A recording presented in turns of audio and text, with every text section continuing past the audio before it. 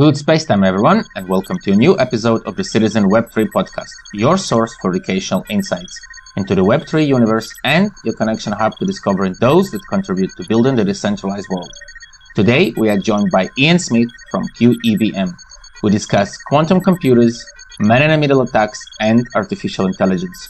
We talk about the magic 8-ball, the year 2038, and how it will affect people. Finally, we touch upon missile launch systems, cryptography, and fear. If you enjoy our podcast, please share this episode onto your favorite social platform and help us spread Web3 values into the universe. I once had an armed guard watch me work. It was great. If I touched the wrong cable, the bullet on the gun was for me. When you look at quantum computing, it's kind of like a magic 8-ball, where you have to prepare a question, you have to prepare the machine. We're assuming that gravity is necessary for wormholes. Blockchain is completely vulnerable at this point. There's only 4 projects that are legitimate that are working on post-quantum stuff. Hi everyone, welcome to a new episode of the Citizen Web3 podcast. Today I have Ian Smith from QEVM Today, I said twice today I have. It doesn't matter, but I have a very cool guest with me today. It's Ian Smith from QEVM. Ian, hi, welcome to the show. Sorry for the sloppy intro. How are you? I'm doing well, thank you. How are you, Sergey? I'm good. It's a nice day outside. It's a bit hot. We have a lot of fires here locally, but other than that, I hope that the fire is going to concentrate on our conversation and not on the outside. Ian, first question is first. Traditional thing, very boring, but please introduce for myself, for the listeners, yourself, everything you do. How did you get to Web3? How did you get to quantum computing? Anything you want us to know about you, please. So I studied back in the 90s, and most of the things I studied just weren't very relevant as physics changed. But I did start into technology, and I was just very low level.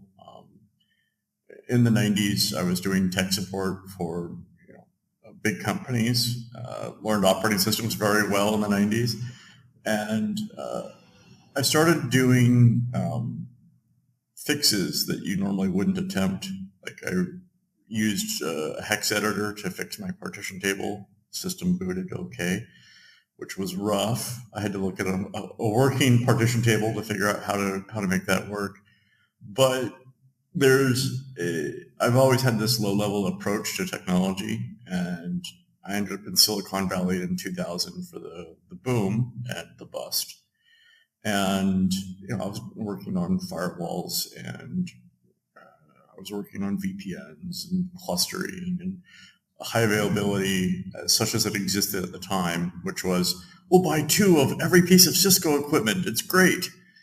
And then, I had to turn them all on and configure, 5 different pieces of Cisco equipment, from the router to the firewall to the high availability system, which usually people unplugged it and threw it away because it didn't work right. The switches and all this, all configured for failover, and then they have 2 web servers behind it. Now it's massively different, but that foundation and scalability was really good because we had to do everything manually. We had to do the hardcore low-level stuff, and you'll see Celestia's original design for their high availability data layer was based off of a proxy paradigm, where the proxy server would fetch your data for you. The earliest versions, you had to go fetch it yourself. Now it's based off of the clustered file system architecture, and it's almost identical to the clustered file systems that I worked on back in 2000, 2001.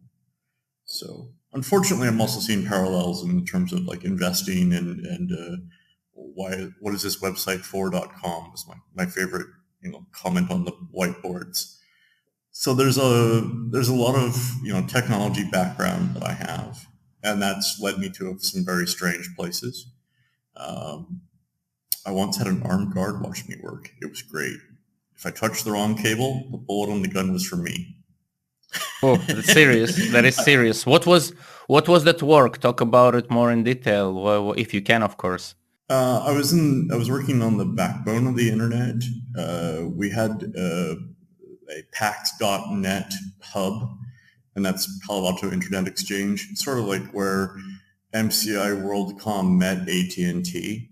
And it's also because of the way that the fiber optic cables are laid, they drop all of the endpoints usually in harbors, and the harbor tends to be in a city. And instead of having 2 or 3 fiber drops, they all just put all the fiber drops in one location. So this was, at the time, 127 different ISPs that were all sort of joined together in an unmarked building with security in the elevator and a no name on the door outside. One guy's like, "Hi, how are you? Do you have ID? Okay, you're on the list." Door opens and there's a security guard with a gun. You go down the elevator, you're walking past, all of the big names in Silicon Valley and only the biggest names, but you're walking past the fiber connections that people were using. And then I'd go work on only my routers. I didn't touch any other cables. And then, I'm typing on a keyboard, with my fingers near my chin, trying to get the thing back online after a hardware failure. And then I'm escorted out of the building. But yeah, it's kind of nervous when you know that if you touch the wrong thing, the internet is off, and I've got bullets in me.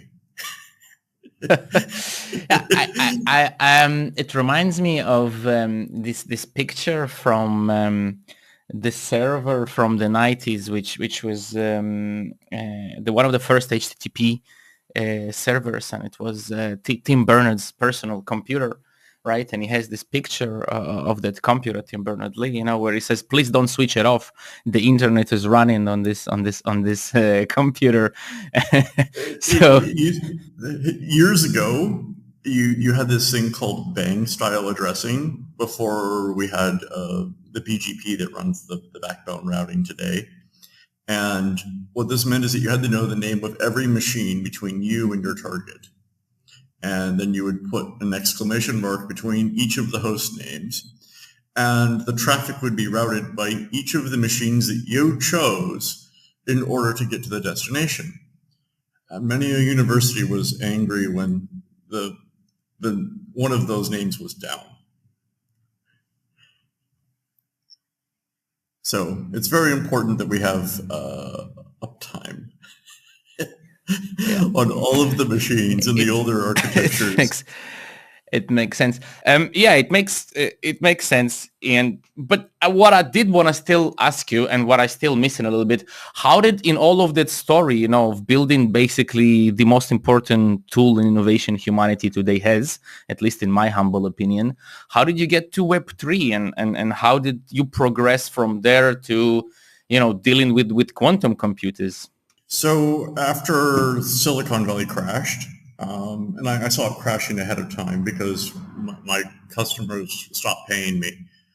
And I was consulting at a bunch of companies downtown in San Jose, San Francisco, and every city in between, Mountain View, Sunnyvale. So I ended up going to just work on my own stuff for a little bit. And one of my ideas was something to replace PayPal, so there wouldn't be a central authority. And that was this idea of minting cryptocurrency as pieces of RSA cryptography. And they would be non-fungible, and each one would have a different denomination. Like one would be $10 and another would be $100. And this public key is worth $1,000 and this public key is worth 100. And I had this idea, but I couldn't solve double spend to my satisfaction. I came up with this idea of whitelists and blacklists and responses and an offline mode and an online mode. And I just couldn't get the system to perform the way I think it needed to. So what I ended up doing was figuring out different ways of attacking my system. And one of those was the number field sieve, which I delved into quite a bit. which is a really good method to factor large numbers, but it only factors. It doesn't actually do anything with discrete logs. So I also became aware of quantum computers at the same time. What was at the time, like what time are we talking about, just for me to understand and for the listeners to understand the time scale here? What year is that? 2002. I was Okay. worried that the up-and-coming PlayStation 3s might be capable of running the second round of the number field sieve on the cell processors, so that a cluster of PlayStation 3s might be capable of breaking RSA. And considering the number one buyer of the cell processors and PlayStation 3s was actually the NSA, I think that my concerns were valid. What is the, I have so many questions to go like deeper into that, but I'm gonna probably do something like very which is for you probably something you answered many times, so it's going to be simple for you. But let's take a step, zoom out here before we go like deeper into asking you and explaining about quantum computing. I want you to explain to me, pretend that I'm a kid in, I don't know, let's say beginning of high school. I've just started high school, so I'm aware of a little bit simple mathematics, algebra. I understand some equations and stuff like that. But I'm a kid in high school, and you are coming to talk to us, to this class, about quantum computers.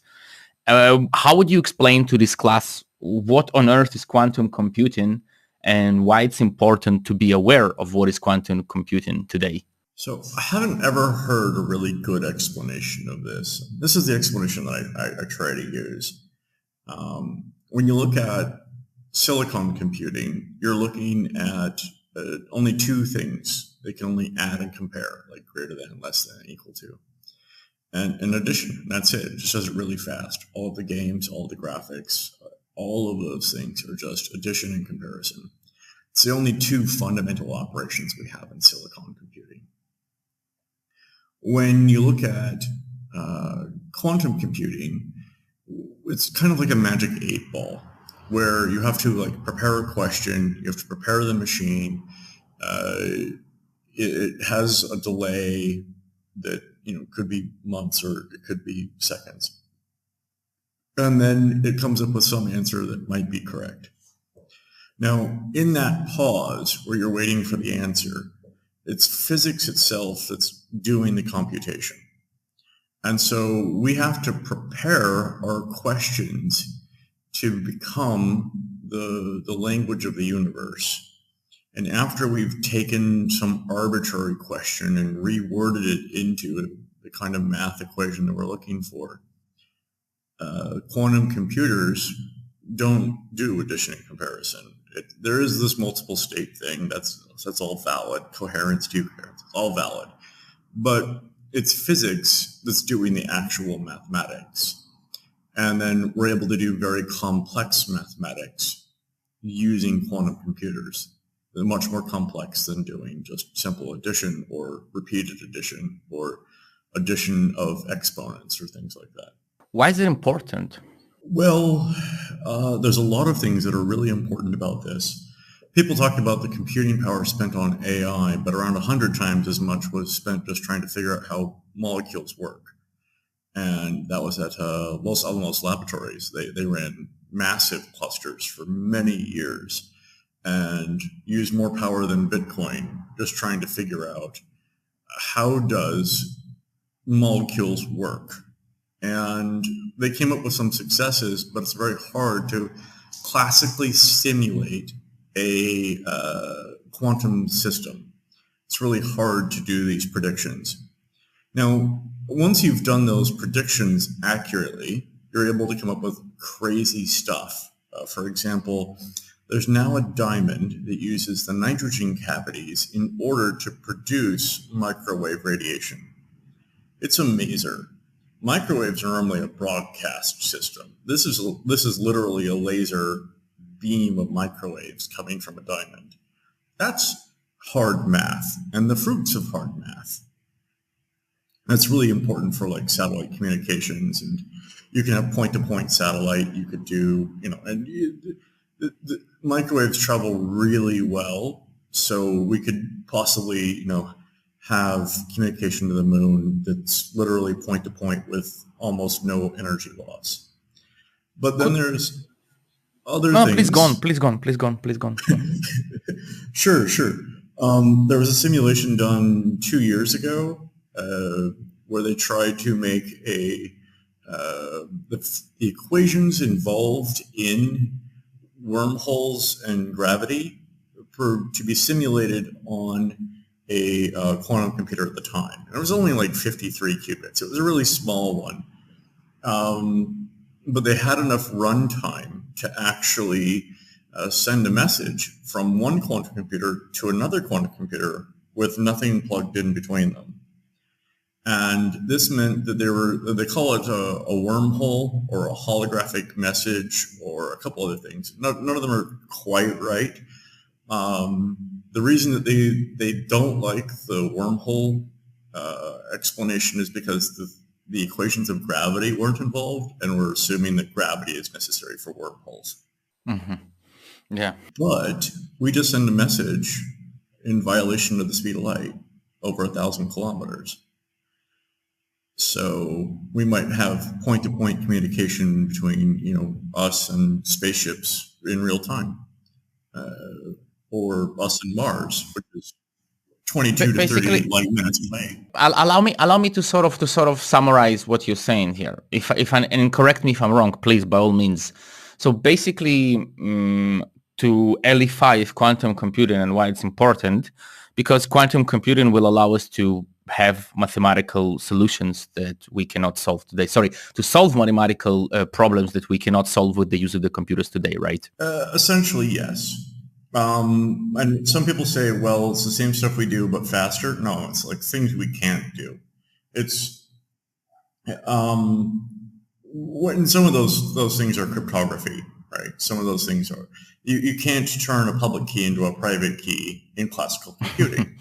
Yes. And yes. That's one of the solutions that can clearly be done using quantum computers. It's the discrete log and the Shor's algorithm on pretty much every cryptography we've got, except for the very newest stuff that is going to be formalized later this month. So basically the reason why it's important today, and I'm not talking from the perspective of what it can solve, but from the perspective of what it can attack, is the fact that the most important piece of, in my opinion, cryptography we have today, public and private key pair, can be basically can be compromised by quantum computers, right? Right. And the compromise is so significant that instead of, maybe spending a lot of computation time to decrypt one message, the result is after this, they're you. It means that you could forge a web server. You can do man-in-the-middle attacks. You could decrypt old messages, all of them, not just one of them. And you can also spend money out of people's wallets. If they've done a transaction in Web3 or in Bitcoin and there's money left in the wallet at that address, then they're able to take and solve that public key and get the private key out of it. Of course.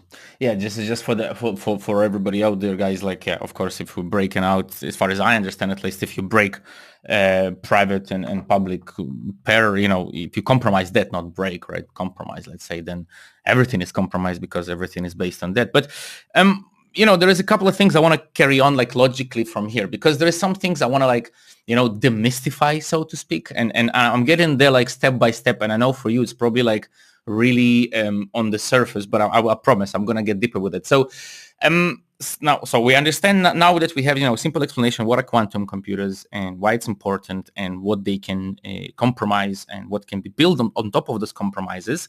The next question is this. So, and this is going to be a devil's advocate question, but I have to ask it and I want to demystify it, and I think you are the man to help me out here. So, there is such a thing as Q day as well, right? And Q day refers to the point, if I'm correct again, where quantum computers will be able to do what we just spoke about. Is that correct? Yeah, that and there's also the idea of proving it. But yes, Q-Day is when you can break the cryptography we need using a quantum computer. Okay, so now the devil's advocate point, and here is the long thing I was getting to. My apologies for that, but I want to make it really simple. So, and I'm going to highlight this again. I'm going to be devil's advocate here, but I really want you to explain this.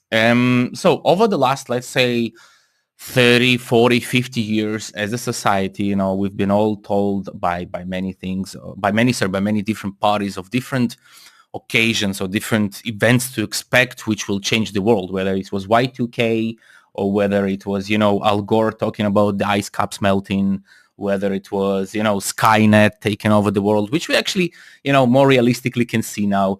And of course, there is quantum computing as well. Quantum computing, since, I'm not that young, but, I don't remember since my childhood because I wasn't much into it, but I do remember like later on, people talking about it and scaring me with it, And so today what I want to ask you, and once again, I want to highlight that this is devil's advocate question, but what I want to ask you is, how does the society of today, how do we as computer users, as society that is dependent on computer usage, because we cannot survive without that, obviously, not today at least. How do we, I know this sounds silly to you as somebody who's an expert in this field, but this is exactly what I'm asking. How do we quotations understand that quantum computing is real, that it will be here, and there is a danger to our modern systems? Because this society, once again, we've been told for 30 years, this is going to happen and you're going to die because of this. You're going to die because of this. This is going to change the world. And none of these things happen. So how do we understand that this is real? This is not a myth. There is physics and mathematics behind it. How do we get that out to the world? This is the question. I have a quick side story, which will probably highlight my point a little bit better. So Y2K was about 3 years of preparation. There was a frenzied amount of preparation in the last 18 months before Y2K, and I was involved in that. And there was essentially only around 5% of the computers were actually at risk. But that 5%, that risk, had millions and millions of devices that were updated or replaced. There were some that still had issues. In England, there was ATM spitting out cash. Just cash kept coming out. No idea why the error. And NORAD was down for 18 and a half hours. That's the North American Missile Defense System. We didn't talk about it because we didn't want to reveal our vulnerability.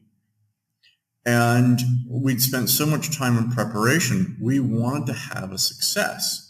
So the news played along and they didn't talk about it. They didn't talk about the issues. There was preppers with generators in the hills with, 1,000 cans of corned beef. But the majority of people never knew that there was actually severe problems. And this is really important to understand that it was only 5% of machines, because the year 2038 problem is going to affect about 95% of computers. If it's a 32-bit clock or has a 32-bit sensor, then it's going to affect around 95%. Conversely, Y2K affected things mostly with a keyboard, and the year 2038 is going to affect things that don't have a keyboard. So the sensors in the walls, the anti-lock brakes, your HVAC units, your air conditioner, these are all going to have to be replaced. Sorry, Ian, why 2038? Oh, sorry. It's the end of 32-bit time. For a signed 32-bit integer, there's about 2.1 billion seconds. And those 2.1 billion seconds, counting from the year 1970, will finish in January of the year 2038. And then all of those machines will think it's the year 1908. So that's a massive, massive effect. Now, quantum computers will only affect a very small number of machines in what they can attack. And I'll give a list of the things that can be hit from these cryptography systems. Your messages in like Telegram, but Signal has already moved to post-quantum in order to prevent a harvest now, decrypt later situation. Your web browser is going to be safe. Google, Apple, and have already moved to post-quantum cryptography. So you have it as part of your Chrome browser today. That means, only Firefox is left as not, it's the only not Chrome browser out there. So you're also looking at things like the Kanban bus in cars. They'll be able to decrypt the messages and they'll be able to basically unlock cars and drive off with them if a quantum computer has attacked the RSA key that protects the system BIOS to the vehicle. And they only have to do that once, and then they're going to be able to just drive all the cars that have that same public-private key, literally. So it's important that the cars get an update in order to prevent some other government releasing, hey, here's Ford's key, so you can just mess with America, right? Yeah. Now, which is entirely possible. And it would be a political fiasco, but I mean, there's a lot of other things that also are. It's something that a foreign government could easily do. I don't think that the major companies would want to attack and release car company information, but IoT devices will also be vulnerable, and that's kind of like this. It's a trusted system. The way that we're gathering data and we're using it for certain things. For example, if you watch a great show that's incredibly realistic, Mr. Robot, they control the heat and cooling of the building in order to destroy a bunch of tape drives, which is the backups for financial records. And they just do this by increasing the temperature in the room, and that's done not using a quantum computer, but just by lying to the sensors what the temperature was. And then you're going to see some phone networks that will need to be upgraded, and some of those are going to be hard, some are going to be easy. Blockchain is completely vulnerable at this point. There's only like 4 projects that are legitimate that are working on post-quantum stuff. And you're also going to see, web servers will need to upgrade. That's easy because the public-private keys are centralized, and they can just issue new keys. The browsers will understand it, no problem. One of the harder problems to solve, and I don't know how, my information is very old in this regard, but it's very hard to change, and that's the friend or foe identification system for missiles. So if China attacks like the U.S. cryptography, the U.S. missiles would stop hitting Chinese planes and vice versa. So in order to fix that, you're going to have to either, I don't know if you have to replace all of the missile chips or if you just have to replace the ones in the planes, but that's a big problem, right? If the missiles don't chase the enemy aircraft anymore, because right now, I mean, all aircraft fight is done at range with missiles. So it'd be a problem if they didn't chase planes. I guess that the part that remains very still open to me, is obviously those are all kind of clear issues, and it makes a lot of sense. It's something that we've all, especially people who are involved in computing, you kind of hear about it, you read about it. What still remains at large to me, and when I say at large, I mean something that I cannot like swallow that pill. Is the following thing. You're talking like 15 years ahead now, and 15 years, for Mozilla to update is a long time. And the same thing, you're mentioning examples of like the enemy attacks, and I remember like this throws me back into my childhood, when I was like in the early 90s, in the late 80s in school, and they were always talking about the enemy. There's gonna be an enemy, it's gonna be attacking you, you have to hide from the enemy. What you're gonna do when the enemy invades? Well, the enemy didn't invade, it didn't happen, those things didn't happen. Even with the break of the Soviet Union, it didn't really happen. And what I realized as I grew up, I realized that the real enemy was not potential Chinese planes where there was a lot more enemy back home, with kind of like decentralization and Facebook and so on and so forth. Now what I'm trying to get at is for a person, so let's say the average person that uses computer, the average person living around the world, not necessarily in America, not necessarily in Africa or in Europe, doesn't matter where, how will this influence their daily, the Q day, so to speak, the Q day that's going to happen in whenever it's going to happen, whether it's 2038 or whether it's before. How will that influence them? Let's forget for a second about planes, China, America, and all that. Like in terms of like their bank accounts, their car. You mentioned their cars, of course. That was a good example. But what about the education system, the banking system? I don't know, the medical care system. Will they be also affected? Will that also be a problem? So sometimes there's cryptography baked into the protocol. And this is like really old protocols. I worked on the fixed protocol version 4.4, but 4.2 is still like most used.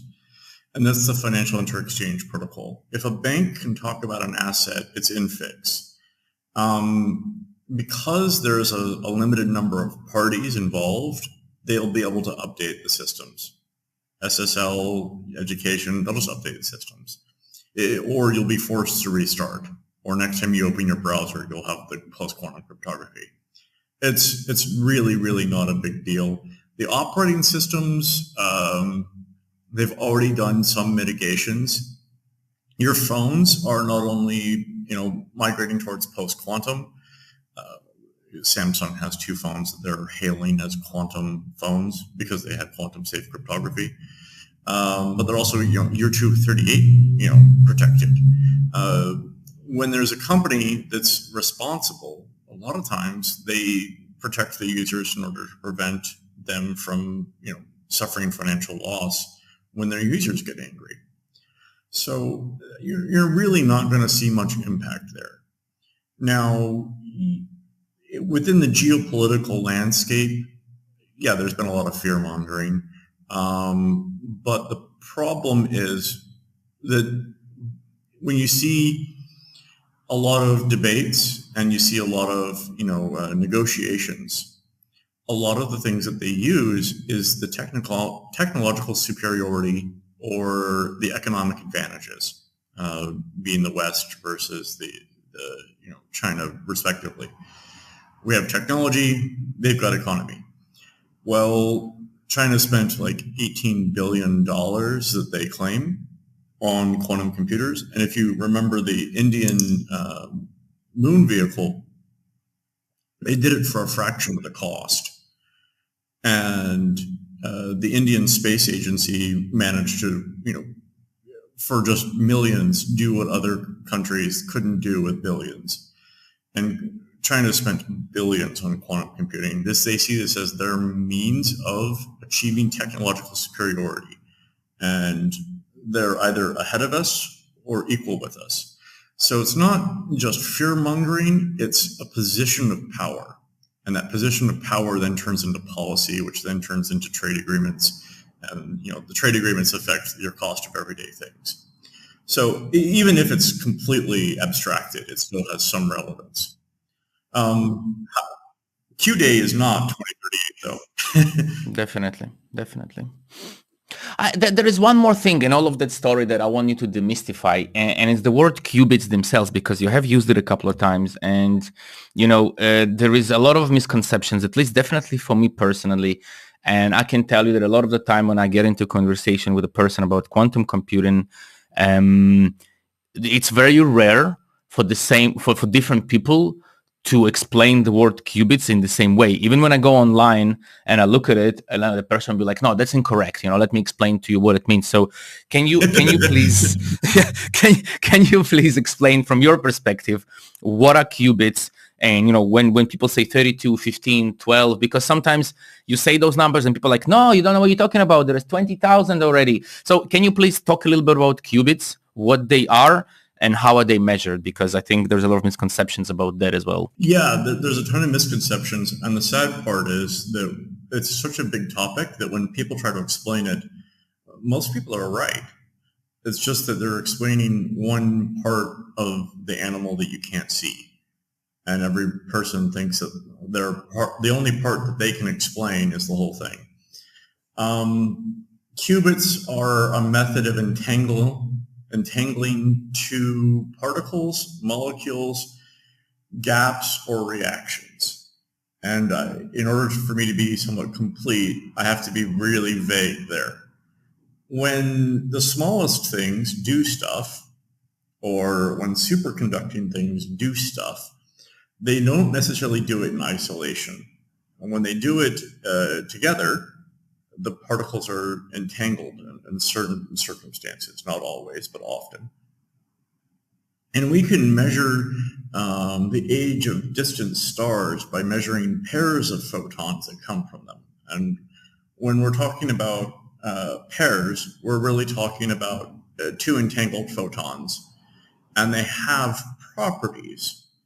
And so, for example, to be a little bit pedantic here, there's like left-right spin entanglement for electrons, but not up-down entanglement that we've seen so far. And the left-right spin is literally a property that we have noticed. There's also like color and strangeness and a bunch of other properties of electrons that we don't talk about very much. But all of these may be potential methods of doing quantum computation. The problem is you have to have a silicon bridge that talks to whatever that thing is.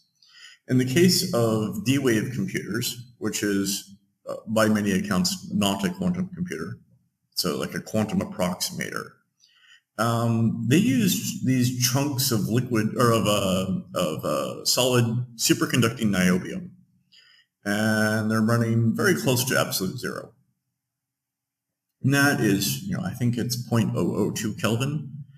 So those systems, when that niobium gets really cold, it starts to behave like an atom and stops behaving like a superconductor. They attached wires to it. So they found a process that allowed them to talk to the little things, and the little things communicated with each other, and we managed to attach cables to it and ask it questions. And so D-Wave's been making these superconducting qubit systems for over 2 decades, and they've been available for sale, I think, since 2007 or something. Now, they actually have qubits, but what they don't have is computation. The system will, the colder it gets, the closer to a right answer it gets, which is approximation. It's not calculation. It's not coming up with a finite solution. The colder you can get it, the more probably close to correct or ideal or optimized you are. It still uses qubits. And each qubit is the superposition of a potential state. So I'll try to explain that a little bit. There's this thing called the Copenhagen interpretation from quantum physics. And when Schrodinger's cat is an example. Those are 3 quantum physics references that people might have heard of. Schrodinger's cat is both alive and dead inside of a box because there's a neutrino that when it decays, or some other radioactive element that when it decays, it will kill the cat. Based on the percentage chance of the neutrino or other radioactive material, the neutrino being emitted from a radioactive decay, then the cat is either alive or dead as a percentage. The creepy thing is that that percentage is actually expressed as a field, And the field of cat deadness and cat liveness are both real, and we can measure them. And so those fields surrounding that eventual solution are actually both true. And only after the cat is observed do we know if the cat is alive or dead. And that superposition has resolved to a single state. And this is the Copenhagen interpretation for basically quantum mechanics. That you have lots of potential states, and then only through the act of observation do you get the answer: is the cat alive or dead? So a qubit is the ability to ask part of a question using multiple states and the smallest calculations that are possible in order to decide a finite answer. Now, I'm skipping D-Wave in order to come up with like an answer. It may be correct or not, but those qubits exist based off their probability. And then if they achieve decoherence, in other words, if they fail, if they error, you don't get your answer. The amount of time it takes that field to turn into a result varies a lot on a lot of things. And then we have to observe the result, and that sometimes breaks the result. And each of the qubits needs to be independently observed. And we have come up with error correction. And that's my current homework, is reading a book that came out last year on quantum error correction. So the problem here is that there's many explanations of that process, and all of them are pieces of the correct answer.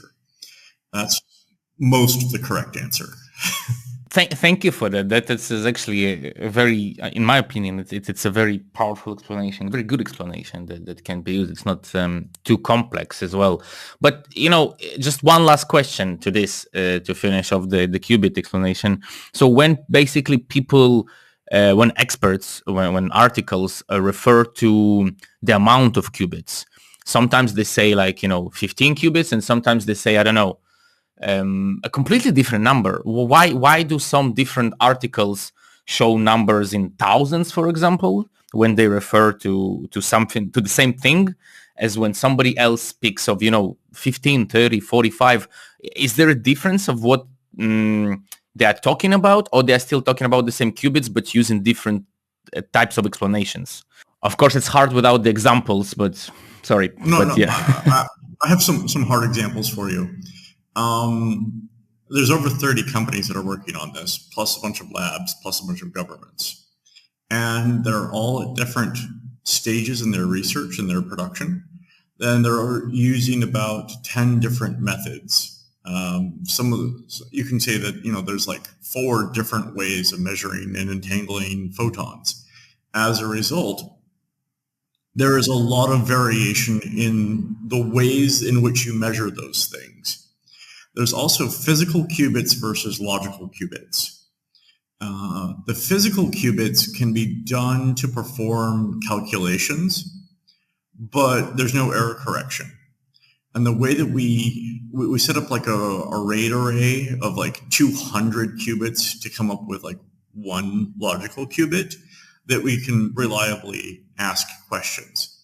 So if you have, when you look at the literature, they're measuring their 2 qubit coherence rates. These are like 99.7 or something like this. But that means that after 1,000 operations, you've errored 3 times on average. And a single error destroys the whole calculation. So they'll take, what Google did is they took and combined multiple qubits in order to form logical qubits. And this was back 2019. They had a really good result, and they said, this is our platform. The Sycamore platform is our platform. I think they had something like 53 qubits at the time, and then they were talking about 127 qubits later. And they would actually present two numbers, the physical qubits and the logical qubits. The physical qubits are note-taking, and the logical qubits are the answer that we were able to present with error correction. Now, IBM and Atom Computing presented much larger numbers. Last year, they came up with 1125 and 1252 qubits, respectively. So, I mean, they had much larger machines, but without error correction. This year, you've got Oxford Ionics making machines with 256 qubits, and they're selling them with, or they say they're going to sell them with no error correction present, and they're also claiming none needed. I would say there's definitely some needed. It's just a question of what you can ask. So when you're referring to qubits and the calculations of qubits, there's a lot of variety. Now, there's been 3 different metrics that people have come up with in the industry in order to try to measure this more correctly. And they're talking about calculation depth. It turns out you can have, with a high error rate and tens of thousands of qubits, you get around the same amount of calculations that you'd get out of a much smaller but same performance, because they're both going to error after a certain number of operations. Doesn't matter how big the thing is. So people have migrated terminologies 3 times in the last 5 years, and I think the terminology that is most relevant to cryptography would be active volume. And this is the ability to take a bunch of small devices and use them as one gigantic supercomputer. And there's still amount of bookkeeping required for each device. So the devices have to be, in order to break Bitcoin, 1152 qubits, and anything that is 1152 or higher can join into an active volume where the large question is broken into shared responsibility. It's not smaller questions, it's simply shared in a different way. And that shared responsibility still has to be maintained its non-error state, and there's error correction that can be performed at multiple layers, but each company is making a different choice on where that error correction is performed. And the result is that active volume is able to use a bunch of devices to crack Bitcoin in the next year and a half to 2.5 years. So Q-Day is going to come very, very close, but it's not necessarily a measure of qubits or logical qubits that's most relevant. It's the total size of the volume. And that's, again, measured in qubits, but it's based off of how those systems are connected, designed, arranged, and with shared responsibility. So the old method of doing things is that you had to physically connect every qubit to each other. The logical qubits were basically, they would physically connect 100 physical qubits in together to form one logical qubit, which then got connected to all of the other logical qubits. With active volume, they're able to, at PsiQuantum, use optical switching in order to selectively merge or entangle different systems in order to form coherent answers, which means they can use fiber optics without having to have millions or billions of wires connecting these things together. So the active volume architecture is both expressed in the minimum number of qubits per machine, but also the total volume. And if you read some of the algorithm papers, by tripling the total active volume by just adding 3 times as many machines, you're actually coming up with a 6 to 8x performance gain, depending on the algorithm.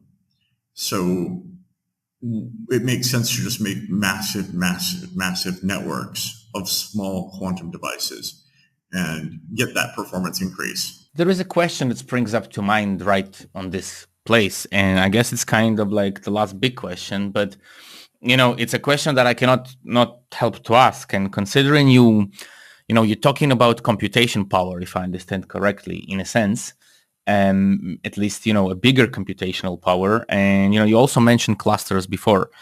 And I'm gonna take it a little step on a zoom out, but it's again, I might be wrong here, but again, please do correct me if I'm wrong. But here's the question, so to speak. So when we look at AI and we look at what Meta, Alphabet, etc., Amazon are building all those clusters for computation, basically. The question that springs up to mind from people, at least who watch the industry, at least to me, is where on earth are you going to take the electricity from? So, the question here is the same, and I might be wrong, but, if we are talking about so much computational power about companies, or whether it's going to be small companies or research centers, increasing their computational power in order to get those, mathematical equations or those computers to work, will we need, again, a big rise in computational power for that? And if so, how on earth are we planning to do it? Where is the electricity going to come from? So there's different power profiles for each architecture. I'll talk about AI briefly, but I don't want to delve into what other people are going to cover for hours better. Elon Musk is, at the time of this recording, trying to build a large NVIDIA cluster for running Grok, the AI that's on X/Twitter. That network requires very rapid changes in power because it's an orchestrated consumption of power. And it's difficult to have the power available at the time frames that are necessary, because you're talking about millisecond changes, 100 milliseconds, suddenly the power all shifts. The systems aren't designed for that very well. We're going to need a bunch of raw power for AI clusters, and you're also going to need a bunch of sensitive power. And the sensitive power is more of a difficult challenge because we're not used to performing in that way. When you're talking sensitive power, you're really talking like capacitors. When you're talking raw power, you're talking wind and solar. And ideally, we'd also include the rotation of the Earth and a bunch of other methods of generating electricity. I think that the best generation of electricity will come from the sun and the inertia from the rotation of the Earth. However, AI's power requirements are still not that bad. There's a lot of power being used, but as Bitcoin goes away, there will actually be, in 2028, 2029, there'll be a surplus of power used to attack Bitcoin from the power that was, by subtracting the power that was used to mine Bitcoin.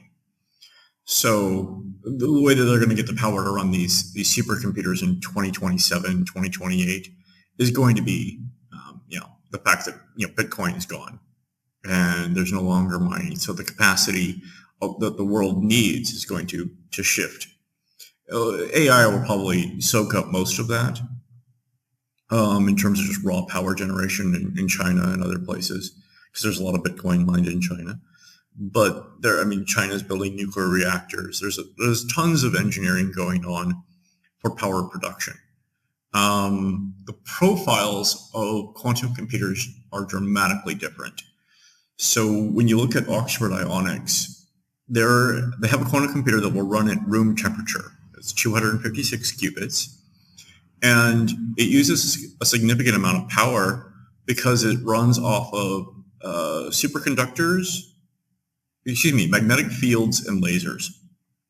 And that's how they run the system, and it remains stable at room temperature. You don't need to cool it close to zero. When you look at Quantum, they've actually engineered their power profile to be very small.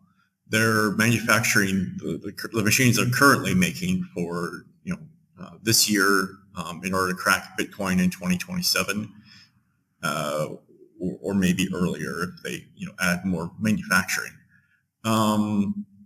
Those machines are consuming 10 watts per small entangled pair of photons.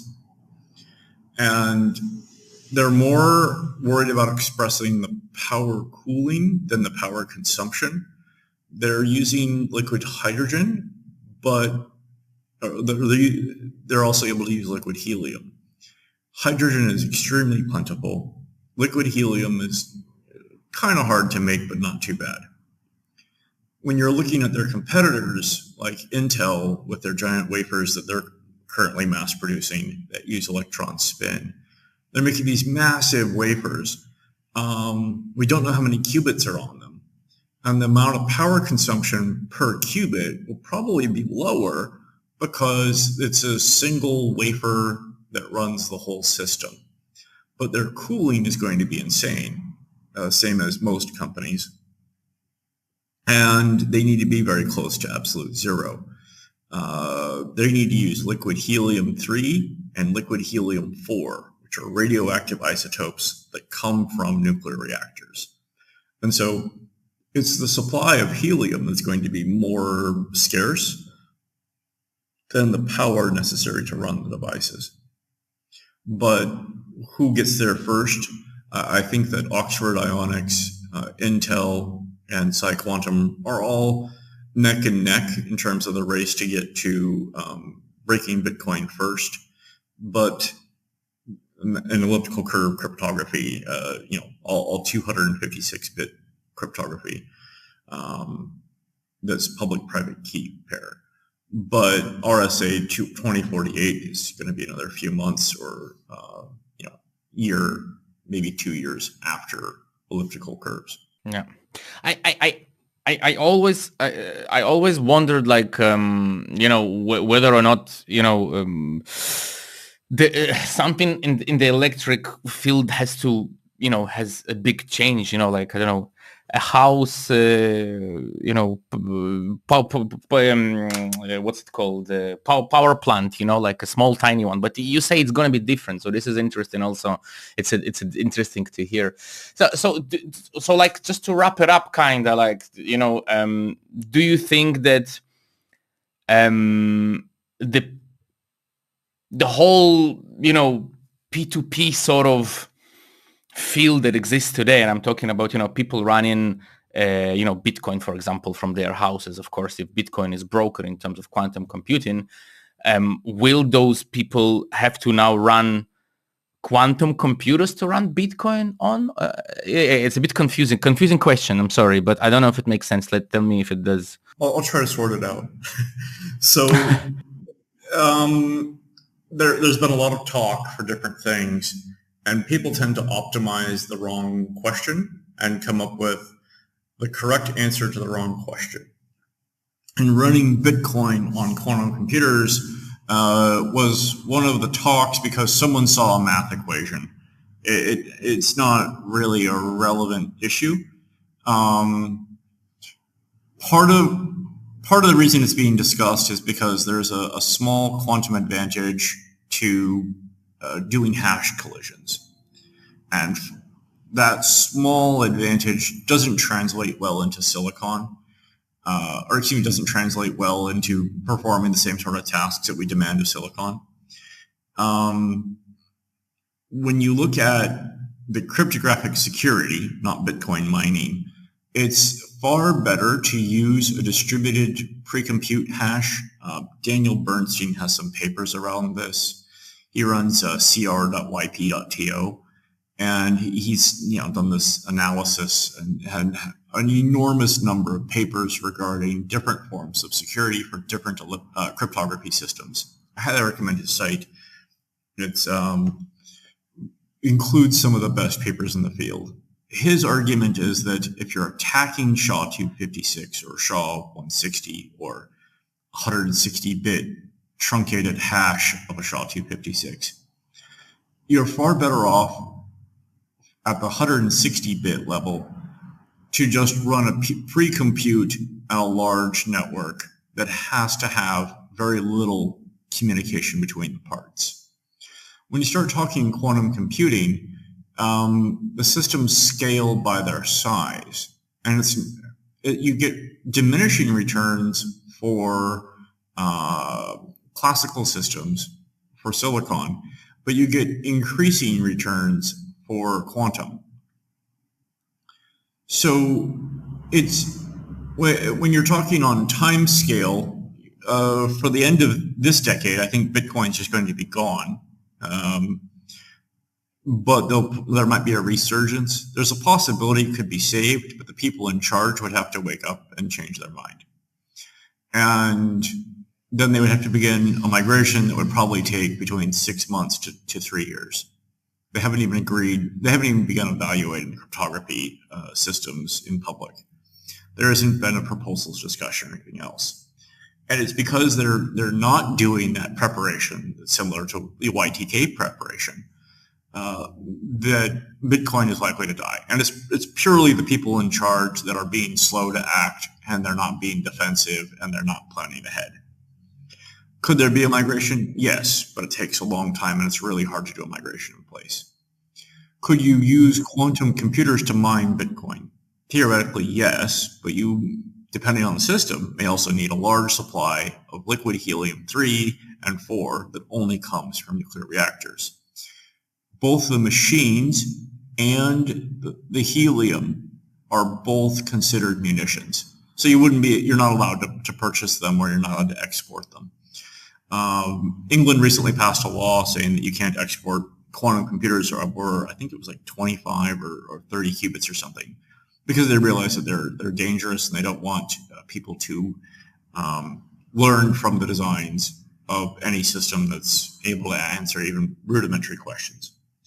In terms of the farther future, say 2030 to 2035, you'll likely have quantum computers that run at room temperature in your house, but they'll be for novelty purposes. And then there'll be quantum versions of blockchain that are able to do quantum cryptography, which is different. Banks currently do this. South Korean Telecom currently has a quantum key distribution network. It's all quantum network and includes the cryptography and key exchange. Those systems will begin to scale up so that we'll have enough members that could join in order to have some participation from the public. And the machines, you'll have to buy a significant machine. However, they still will have this scaling possibility where the bigger they are, the faster they scale, not diminishing returns. So data centers and people who can buy liquid helium and operate liquid helium are going to be at the forefront of that technology. But the advantage is, like, you can query multiple questions to a large machine and will answer all of them simultaneously as long as you have the slots to hold the answers. And that kind of parallelization is the opposite of what we get in silicon. So it makes sense to have a large number of small machines in silicon, and it makes sense to have very large machines, supercomputers, in quantum. However, the Web3 space is going to be extremely vulnerable because they can't change their public-private key systems. I think that by adopting NIST post-quantum cryptography, we will have blockchains that operate with bridges in data centers, and those bridges will communicate between the classical post-quantum blockchains and the fully quantum blockchains as bridges, as a source of truth.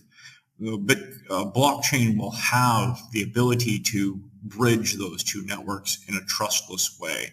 And I think that's one of the huge advantages of distributed ledgers and having these peer systems, is you'll be able to have peers in post-quantum cryptography that operate in conjunction with other systems in order to establish a system you can trust without having to trust the operator that runs it. And that's what we have today is basically a system of trust where you can trust the math instead of trusting the operator. And that principle will continue, but it will change shape. Okay. Yeah. Thank you for explaining that, because this is also something that is a big misconception. And I guess a lot of things around quantum computing are that, it needed to be educated, not necessarily better, but maybe in a way which will, like you did today, which will help to demystify those misconceptions. On that note, though, for the listeners, please check out the show notes. There was a lot of terms here today and a lot of references, so please check out the show notes. Everything me or Ian mentioned are going to be there, so check out those links, learn more, read more, and hopefully, if you can afford helium-3, buy helium-3, start stocking. But of course, joking aside, Ian, I want to thank you very much for your time, very much for your answers. And please don't hang up just yet. This is just a goodbye for the listeners. For everybody else out there, thank you, and see you next week. Ian, thanks. Thank you, Sergey. Thanks. This content was created by the Citizen Web3 Validator. If you enjoyed it, please support us by delegating on citizenweb3.com/staking and help us create more educational content.